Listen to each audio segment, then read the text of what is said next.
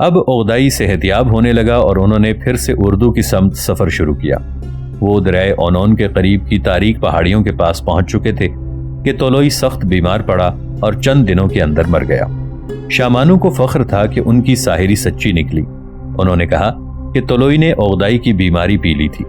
عقدائی شراب پی پی کے بھائی کے مرنے کا غم غلط کرتا رہا۔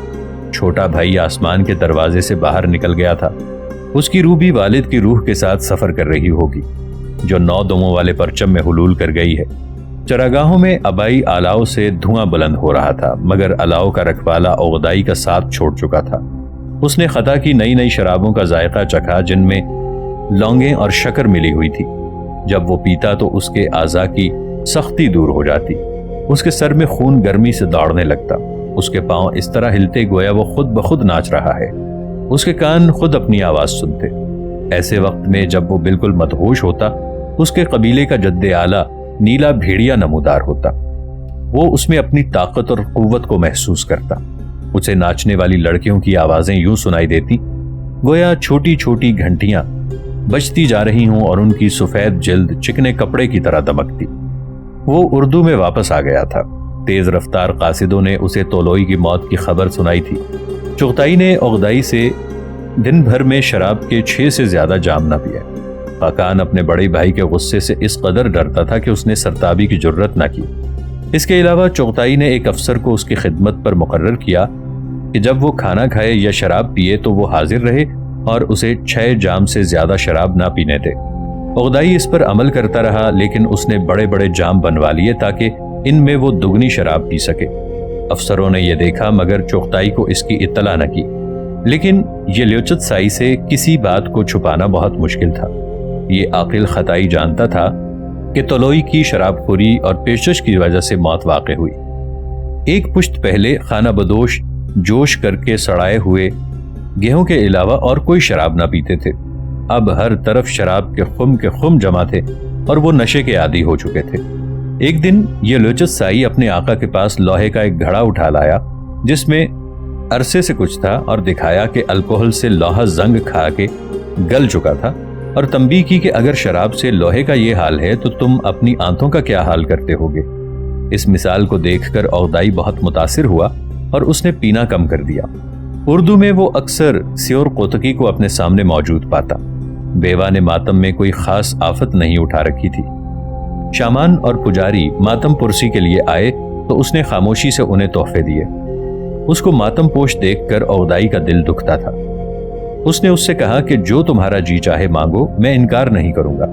اس نے ایک غلام کو اپنی خدمت کے لیے مانگا جو خاقان کی خدمت پر مامور تھا۔ یہ بڑے کام کا آدمی تھا اور خاقان اسے اپنے پاس رکھتا تھا۔ تب غصے کے عالم میں سیور قوتکی کی آنکھوں میں آنسو بھر آئے اور اس نے کہا، میں طلوئی سے محبت اور عشق کرتی تھی۔ دیکھو کس کے لیے اس نے اپنے آپ کو قربان کر دیا، کس کے لیے اپنی جان تک دے دی۔ عقدائی کو صدمہ اور پشیمانی ہوئی اور اس نے سوچا، سیور قوتکی ٹھیک کہتی ہے، وہ مجھ سے جو چاہتی ہے وہی ہوگا۔ جب خاقان کی پہلی بیوی تورکینا کو اس واقعے کی اطلاع ملی تو اس نے ہنگامہ برپا کیا کہ وہ تو گھاس کے تنکے کی طرح تھا کہ ایک عورت کی پھونک سے اڑ جاتا تھا۔ اس کے لفظ تیروں سے معلوم ہوتے تھے۔ اب اسے ایسے لگا کہ قرقتکی نے خاقان کی تحقیر کی ہو۔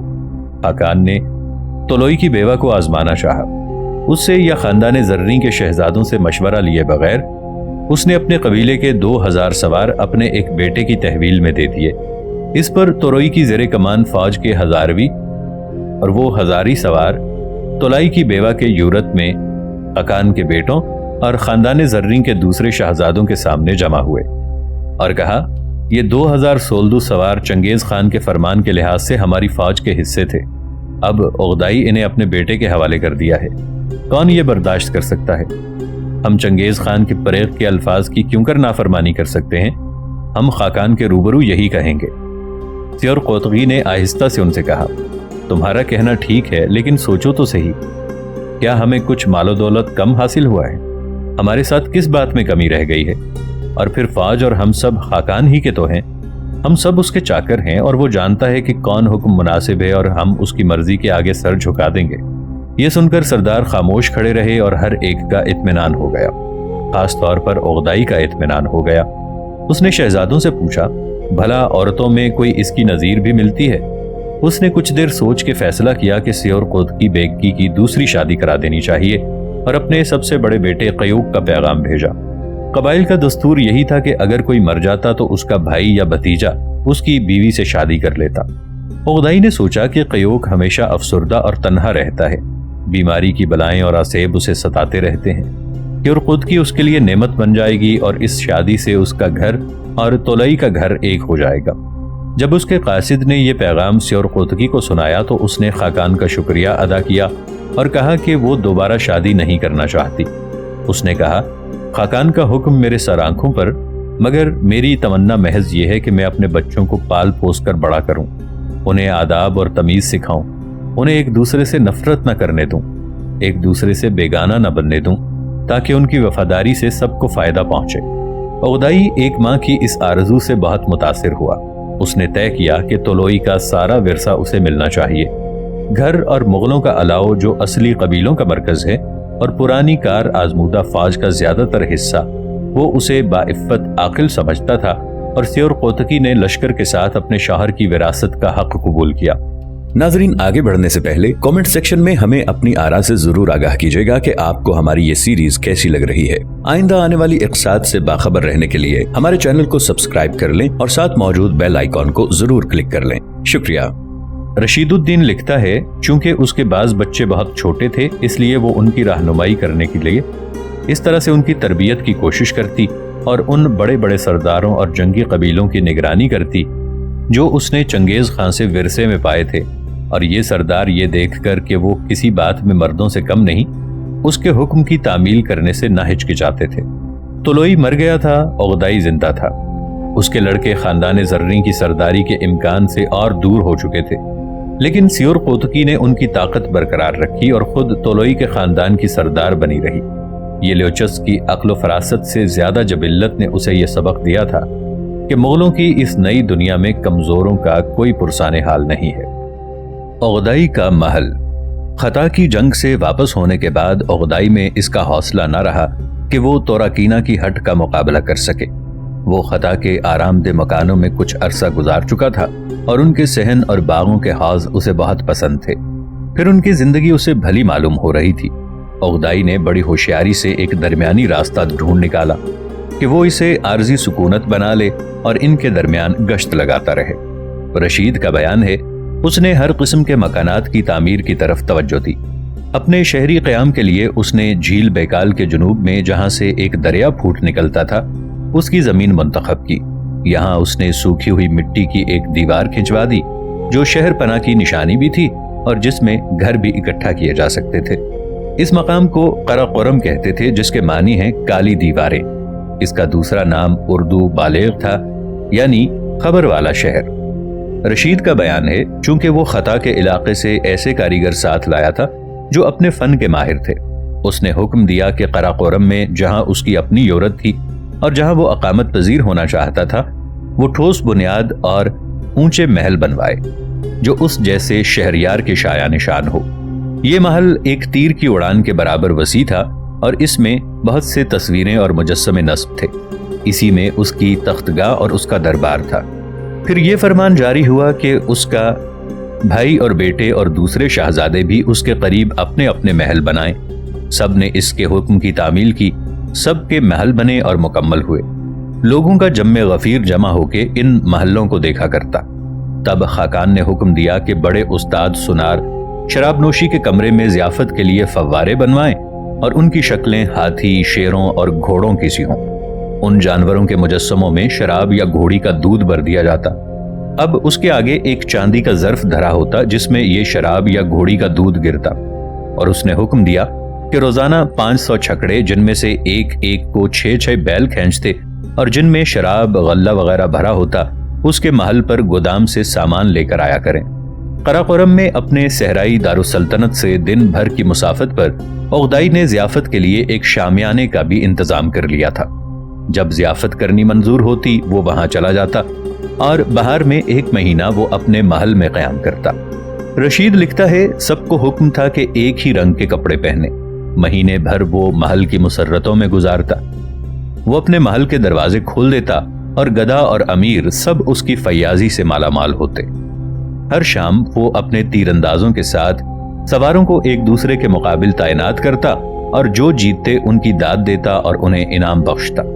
قراقورم کو تو چینیوں نے بنایا تھا، لیکن چراگاہوں میں اور آگے ایرانی معمار ایک ایسے مقام پر ایک اور محل بنا رہے تھے جس کے متعلق اس نے شکارگاہ کے محافظوں سے سنا تھا کہ بہت پہلے یہاں کوئی بادشاہ رہا کرتا تھا۔ وہ یہاں بہار میں آیا کرتا تھا، جبکہ جاڑوں کے گزر جانے کے بعد جانور ادھر ادھر پھرنے لگتے۔ اس مقام کا نام اس نے چاغان یعنی گرگے سفید رکھا تھا۔ گرمیاں گزارنے کے لیے اغدائی نے نیلی جھیل کے پاس ایک مقام کا انتخاب کیا تھا جہاں جنگلی پرندے جمع ہوا کرتے تھے۔ یہاں اس نے ایک بڑا سا خیمہ نصب کیا تھا جو باہر سے طلا سے منقش تھا اور جس کے اندر دیواروں پر غالیچے لگے ہوئے تھے۔ اس خیمے میں 1000 آدمی جمع ہو سکتے تھے۔ اس کا نام اس نے سیرا اردو یا طلائی اردو رکھا تھا۔ جاڑے وہ شکار والی دیواروں کے پاس گزارتا اور اس کے ساتھ فاج کا بیشتر حصہ ہوتا جو شکار کو ہنکاتا۔ رشید نے لکھا ہے کہ 1 مہینے تک وہ سب مل کر آدمیوں کا ایک حلقہ بناتے اور سپاہی کندھے سے کندھا ملا کر اس حلقے کو تنگ کرتے جاتے، یہاں تک کہ شکار کے جانور دیوار کی زد میں آ جاتے۔ پہلے اغدائی اور اس کے ساتھی محصور جانوروں کے ہجوم میں داخل ہو کے صید و شکار کا لطف اٹھاتے۔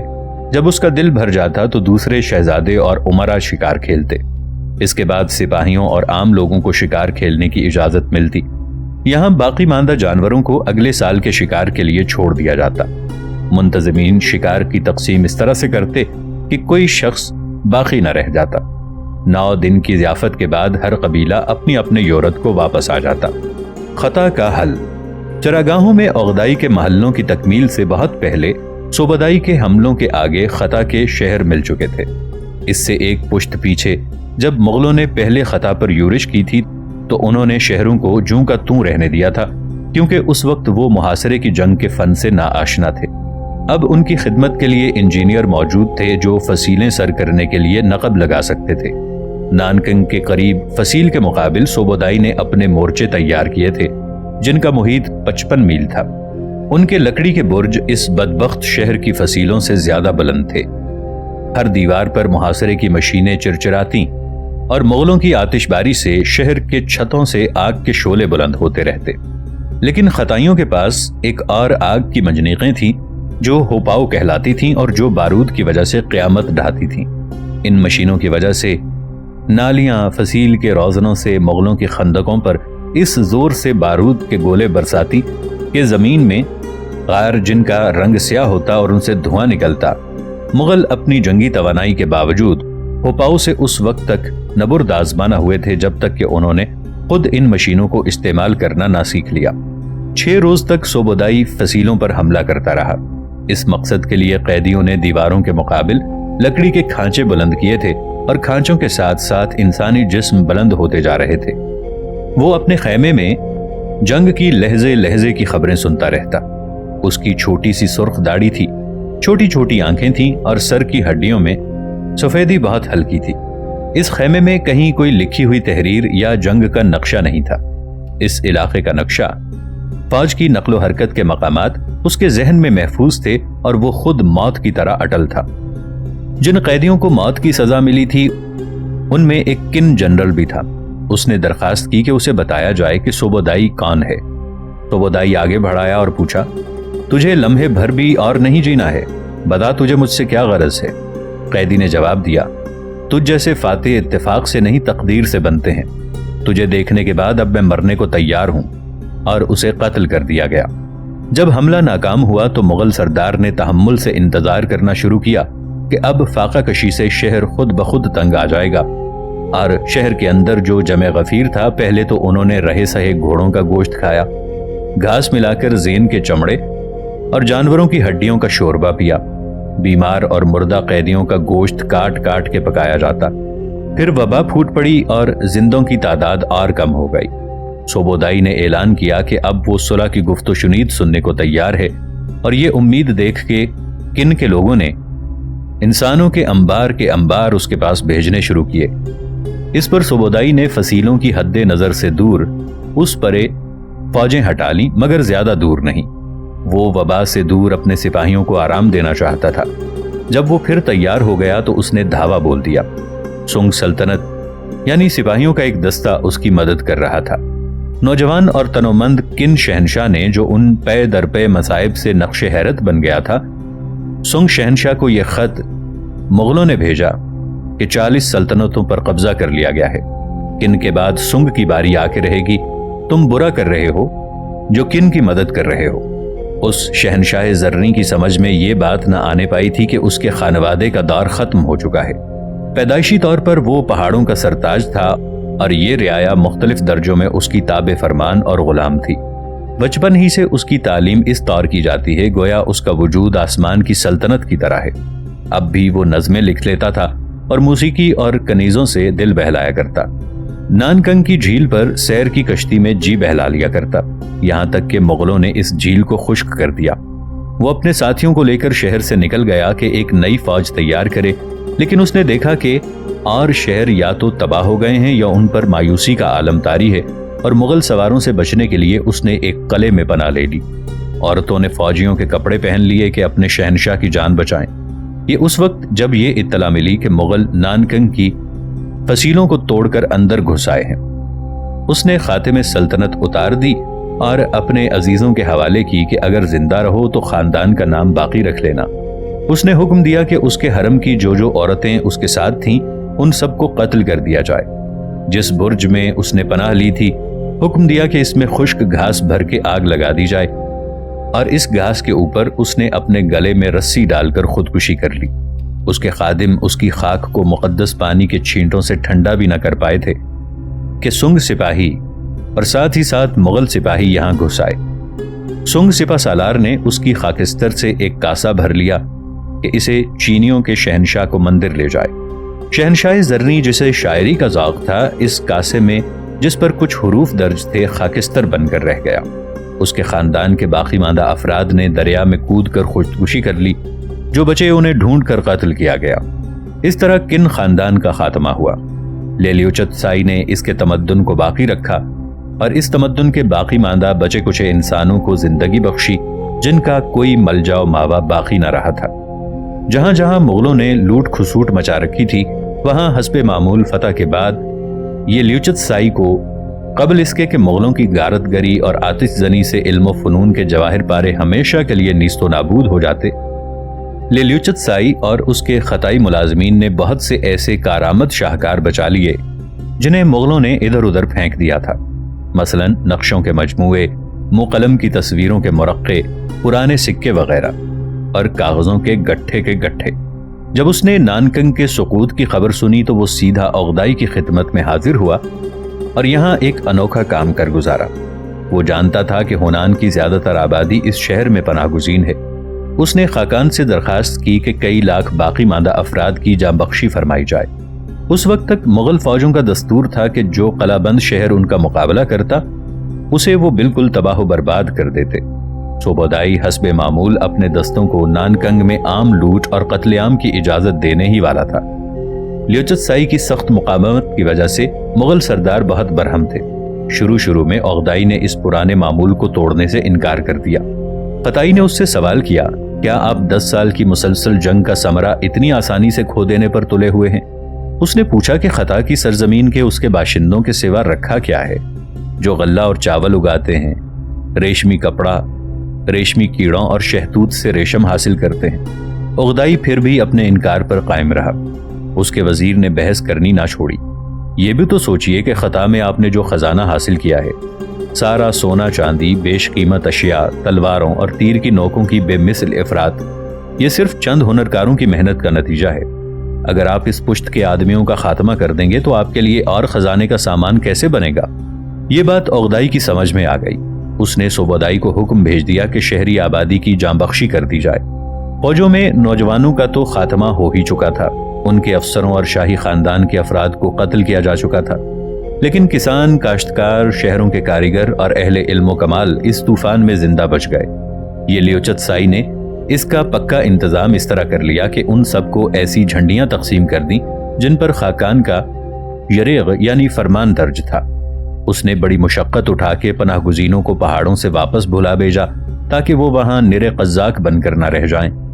اس نے عقدائی سے وعدہ کیا تھا کہ ایسا وقت آ ہی جائے گا کہ وہ خطا کی مالگزاری سے ہر سال 10 لاکھ اونس چاندی وصول کر سکے گا۔